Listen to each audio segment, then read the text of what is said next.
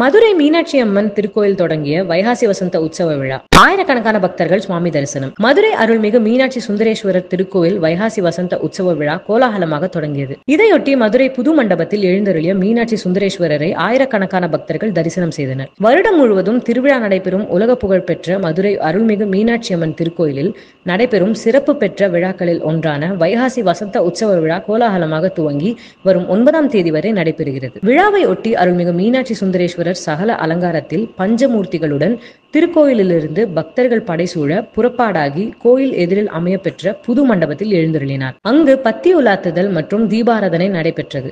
தொடர்ந்து புது மண்டபத்தில் இருந்து புறப்பட்டு 4 சித்திரை வீதிகளை வலம் வந்து மீண்டும் திருக்கோயிலில் எழுந்தருளினார். விழாவில் பக்தர்கள் ஏராளமானோர் பங்கேற்று சுவாமி தரிசனம் செய்தனர். தொடர்ந்து வரும் 9ஆம் தேதியன்று 10ஆம் நாள் திருவிழாவில் சுவாமிகள் காலையில் புது மண்டபம் எழுந்தருளி பகலில் தங்கி வழக்கம் போல் மாலையில் அபிஷேகம் தீபாராதனை முடிந்து சித்திரை வீதி சுற்றி கோயில் வந்து சேரும் நிகழ்வு நடைபெறுகிறது. மேலும் வைகாசி வசந்த உற்சவ திருவிழா துவங்கி நடைபெற்று வரும் நிலையில் விழா முடியும் வரை திருக்கோயில் சார்பாகவோ உபயதாரர்கள் சார்பாகவோ தங்கரத உலா, உபய திருக்கல்யாணம் ஆகிய சிறப்பு நிகழ்ச்சிகள் நடத்தப்படுவதில்லை என திருக்கோயில் நிர்வாகம் தெரிவித்துள்ளது. வைகாசி வசந்த உற்சவ விழாவை முன்னிட்டு புது மண்டபத்தில் எழுந்தருளிய மீனாட்சி சுந்தரேஸ்வரரை மதுரையின் பல்வேறு பகுதிகளில் இருந்தும் வந்திருந்த ஆயிரக்கணக்கான பக்தர்கள் தரிசனம் செய்தனர்.